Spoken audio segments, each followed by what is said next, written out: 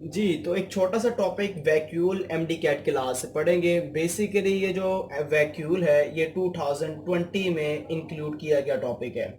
पीछे vacuole MD cat के syllabus का पार्ट नहीं था, इस दफ़ा ये पार्ट बना है जिसका नाम है वैक्यूल। बेसिकली जो वैक्यूल है ये प्लांट एनिमल के साथ साथ एनिमल सेल में भी मौजूद होता है। मतलब कि वैक्यूल का एनिमल से ज़्यादा प्लांट के अंदर रोल होता है। इसी तरह जो एमडी कैट का सिलेबस है क्लोरोप्लास्ट, जो कि प्लांट का ज़्यादा प्लांट के अंदर रोल अदा करता है, एनिमल के अंदर कोई इसका रोल नहीं है क्योंकि एनिमल के अंदर वो एब्सेंट होता है। इस तरह कुछ ऐसे ऑर्गेनलीज हैं या कुछ ऐसे टॉपिक्स हैं जो कि एमडी कैट के सिलेबस के अंदर प्लांट के लिहाज से भी वो शामिल किए गए हैं। उनमें से एक टॉपिक है जिसका नाम है वैक्यूल। बेसिकली जो वैक्यूल है ये आपके पास यूक्रियोटिक ऑर्गेनली है, यूकैरियोटिक ऑर्गेनली है। और ये जो यूकैरियोटिक ऑर्गेनली है ये आपको नजर आता है दोनों सेल के पास। एनिमल सेल के पास भी होता है और एनिमल सेल के साथ साथ प्लांट सेल के अंदर भी आपको नजर आता है, जिसका नाम है वैक्यूल। अगर इसकी सबसे पहला स्ट्रक्चर के लिहाज से देखें तो इसकी पहचान क्या है, ये सिंगल मेम्ब्रेन बाउंडेड ऑर्गेनली है। सिंगल मेम्ब्रेन बाउंडेड ऑर्गेनली है। तो जो सिंगल मेम्ब्रेन बाउंडेड ऑर्गेनली है, आज हम उसके बारे में डिस्कस करने वाले हैं। They are called vacuole. तो इसकी प्रेजेंस देखते हैं कि अगर मैं कहता हूं ये प्लांट सेल के पास है तो ये कहां पे मौजूद होता है। अगर एनिमल सेल के पास है तो ये कहां पर मौजूद होता है। तो अगर देखा जाए प्लांट सेल के पास ये सेंट्रल होता है, सेंट्रल होता है, ठीक हो गया। और सेंट्रल के साथ साथ ये लार्जर होता है, काफी बड़ा होता है, लार्जर होता है। और लार्जर के साथ साथ ये सिंगल होता है, सिंगल होता है। और ये किस सेल के अंदर आपको बता चुका हूं, ये आपको नजर आता है प्लांट सेल के पास। इसके ये सारे के सारे फीचर्स हैं कि ये सिंगल है, लार्जर है और सेंट्रल होता है। इसी तरह ये आपको नजर आता है पेरिफेरल साइड पर होता है, सेंट्रल नहीं होता है, पेरिफेरल होता है। और स्मॉलर होता है, साइज में छोटा होता है। इसी तरह एक नहीं काफी ज्यादा आपको नजर आते हैं, मैनी होते हैं। और एक किस सेल के अंदर है, ये एनिमल सेल के अंदर है, एनिमल सेल के अंदर है। इसी तरह ये अगर देखा जाए ये लार्जर और सिंगल है। ये लार्जर और सिंगल कैसे हुआ, पहले ये भी छोटे होते हैं, ये भी छोटे होते हैं, बाद में ये काफी ज्यादा बड़ा साइज कर लेता है।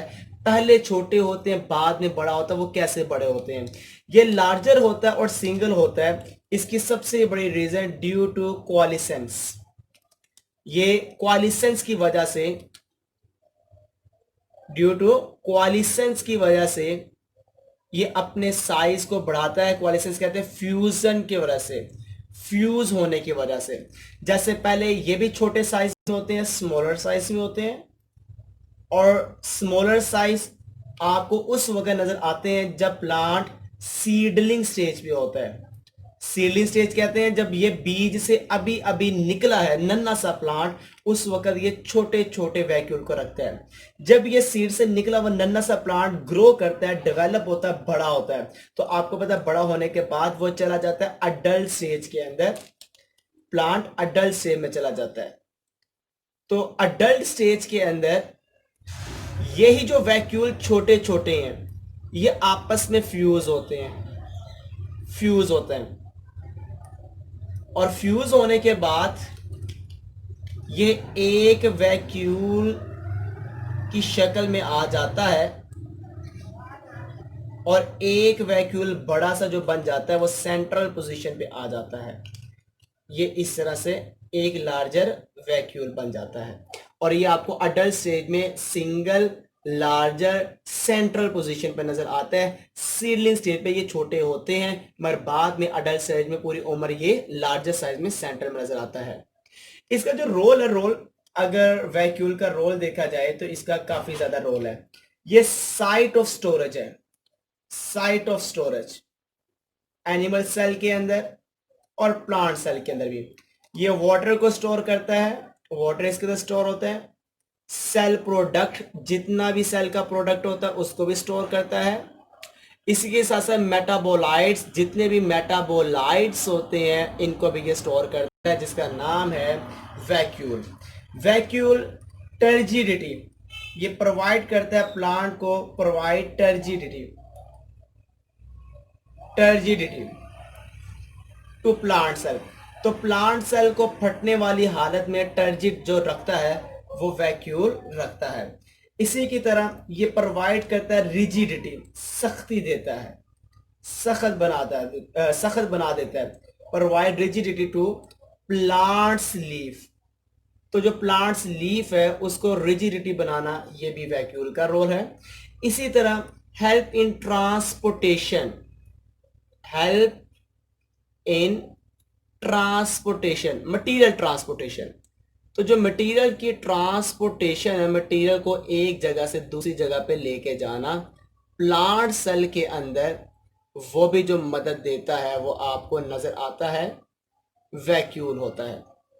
तो वैक्यूल के काफी ज्यादा रोल मैंने बताए, जो मटेरियल की ट्रांसपोर्टेशन करता है, जो रिजिडिटी प्रोवाइड करता है, जो टर्जिडिटी देता है, और जो साइट ऑफ स्टोरेज है, दे आर कॉल्ड वैक्यूल। तो ये वैक्यूल का टॉपिक एमडी कैट में पहली दफा आया है, शामिल हुआ है, और ये एक कंप्लीट लेक्चर है एमडी कैट के लिहाज से कि वैक्यूल क्या होता है। यूकैरियोटिक ऑर्गेनेलिज्म है, पहचान सिंगल मेम्ब्रेन बाउंडेड है, कहां पर होता है, किस जगह पे होता है, बड़ा कहां पे होता है, छोटा कहां पर होता है, और इसके फंक्शन क्या क्या होते हैं।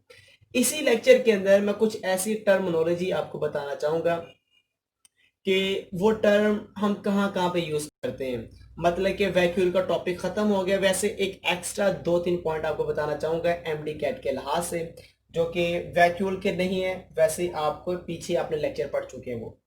जैसे कि आपको पता है कि आपने एक टर्म पढ़ी लाइसोसोम, आपने एक टर्म पढ़ी परऑक्सीसोम, आपने एक टर्म पढ़ी ग्लाइऑक्सीसोम।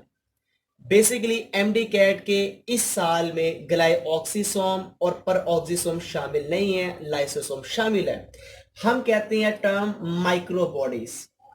सेल के अंदर एक वर्ड यूज होता है ऑर्गेनेलिज के लिए, माइक्रोबॉडीज। बेसिकली माइक्रोबॉडीज वो ऑर्गेनेलिज हैं जो काफी ज्यादा छोटे होते हैं, काफी ज्यादा स्मॉल साइज में होते हैं, और वो आपके पास 3 है। एक का नाम है लाइसोसोम, एक है परऑक्सीसोम, और एक का नाम है ग्लाइऑक्सीसोम, ग्लाइऑक्सीसोम। हम इन तीनों को एक कंसेप्टिव नाम देते हैं और उसको कहते हैं, इन तीनों को इकट्ठा नाम दिया जाता है माइक्रोबॉडीज। मतलब कि माइक्रोबॉडीज इन सेल कौन से होते हैं, लाइसोसोम होते हैं, परऑक्सीसोम और ग्लाइकोसोम। इन तीनों को क्या कहते हैं, माइक्रोबॉडीज। एक हम टर्म यूज करते हैं एंडोमेम्ब्रेन सिस्टम, एंडोमेम्ब्रेन सिस्टम। तो ये भी हम 3 ऑर्गेनेलिज के लिए ये लफ्ज को यूज करते हैं। एक का नाम है ER, एंडोप्लाज्मिक रेटिकुलम, एक का नाम है गोल्जी अपरेटस, और एक का नाम है लाइसोसोम, लाइसोसोम है। क्योंकि ये तीनों आपस में इंटरलिंक होते हैं और तीनों के पास सिंगल मेम्ब्रेन होती है। ER से गोल्जी अपरेटस बनता है, गोल्जी अपरेटस से आगे लाइसोसोम बनता है। ये तीनों आपस में इंटरलिंक होते हैं, तीनों के तीनों ऑर्गेनेलिज का आपस में कनेक्शन की वजह से हम इसको कह देते हैं ये एंडोमेम्ब्रेन सिस्टम है। अगर कहा जाए एंडोमेम्ब्रेन सिस्टम इन सेल, तो बेटा कौन कौन सा होगा, ER, Golgi apparatus, lysosome. Microbodies in cell, तो लाइसोसोम, परऑक्सीसोम और ग्लाइऑक्सीसोम को कहते हैं, they are called microbodies of cell. तो ये 2-3 टर्मिनोलॉजी है जो कि मैंने वैक्यूल के लेक्चर के अंदर आज आपको बताने की कोशिश की है।